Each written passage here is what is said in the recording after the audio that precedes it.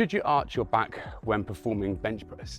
You've probably heard two trains of thought when it comes to this. Some might say to keep your back flat, to protect your spine, and then press through your back in contact with the bench. Whereas other coaches might actively tell you to pull your shoulders down, get that chest up, and then do it with the arch. So which of those two options is actually correct?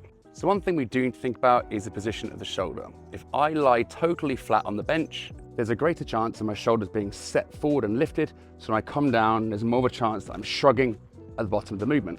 Whereas if I preset my shoulder blades down and create that arch for my shoulder blades to sit into, I can keep the shoulder joint more centered at the bottom. So the kind of arch that I created wasn't excessive, so therefore my lower back is really comfortable in that position. I'm not asking people to really exaggerate that arch and lift the chest, because of course we can see how that potentially could damage the spine. And finally, you're probably going to need to arch more if you're lifting heavy. So if you're doing low rep training where you're using a lot of external load, because that load's pinning you into the bench, you're going to want to preset those shoulders down, because you've got no chance of controlling the shoulders when it's heavy. But if you're lifting a bit lighter and you actually haven't got as much external load, you can probably set those shoulders no problem at all. So whether to arch or not to arch is totally down to you. You now know the variables you need to consider. Make sure you drop me a follow for more educational content.